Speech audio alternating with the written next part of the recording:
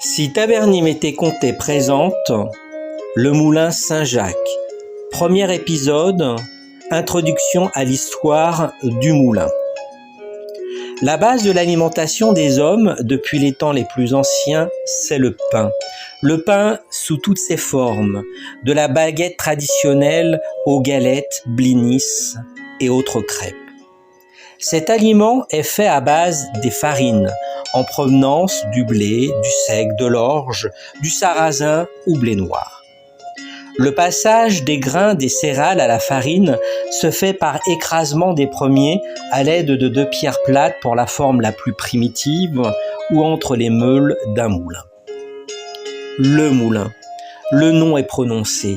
Et qui n'a pas eu contact avec l'histoire d'un moulin? Enfant, avec la comptine, meunier tu dors ton moulin, va trop vite, ou alors plus tard, au collège, avec l'étude des lettres de mon moulin, d'Alphonse Daudet, ou bien encore le célèbre passage des moulins à vent dans le Don Quichotte. Partout ailleurs, comme à Taverny, les habitants ont eu besoin de ces farines, et donc d'un moulin pour les fabriquer. Et d'autant plus à Taverny, avec ce riche passé agricole de la plaine et cette culture du blé.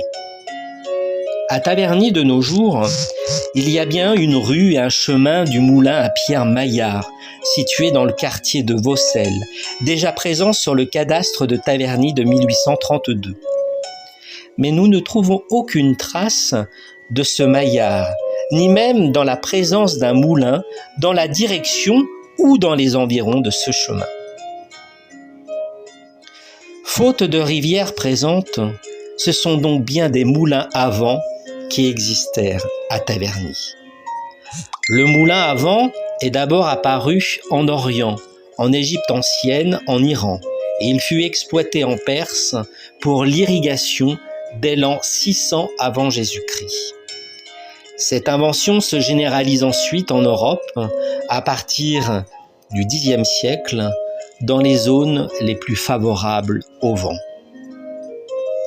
Nous nous retrouvons demain pour le 2e épisode consacré à l'histoire du moulin Saint-Jacques à Taverny.